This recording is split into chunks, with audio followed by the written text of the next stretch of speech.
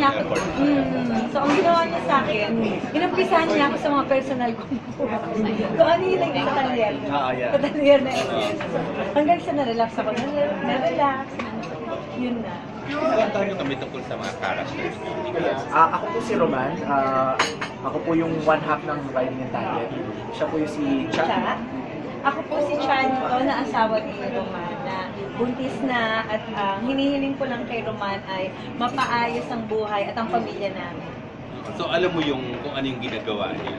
Alam ko yung ginagawa niya pero lagi namin pinag-aawayan at pinagtatalunan ni Roman na tigil mo na to, paano yung anak natin.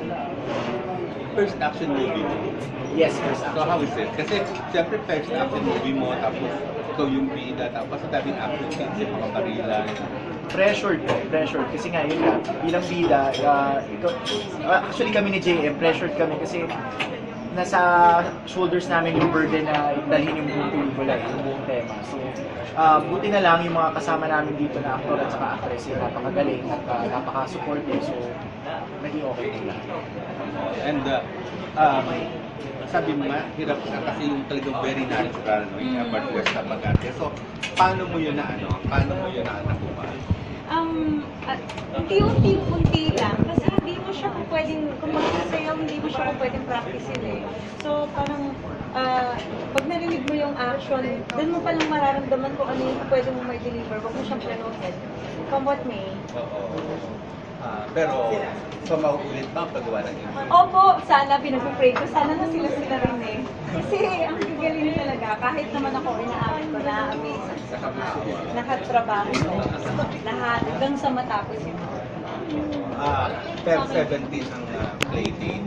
Valentine's Week. Yes, Valentine's Day. So, ano ba yan? Parang action movie sa Valentine's Day. Why not? Diba? Diba po? Oo nga po. Kasi hindi naman puro action lang eh. May relationship at saka intimacy rin yung pelikula. So, nood kayo as a couple. Yes, tsaka marami rin po kayong matututunan dito. At sinisigurado namin sulit ang mapapanood nyo dahil kahit kami, nung nanood kami, nakaka-proud talaga na mapanood yung sarili namin at ang ganda ng kinalabasan. Kaya sana papanoorin nyo ang Tandem sa Feb 17 na po. And speak of Valentine's, anong plans mo ni Art for Valentine's? Wala po, may atin lang kaming kasali. Siguro, i-adjust na lang namin ang aming pagdi-date mga Feb 20. Manonood ulit kami. Oo. Ikaw, di mo kayo ng wife mo? Okay naman, lalabas lang kami for simple dinner lang. Oo. How do you feel sa ganito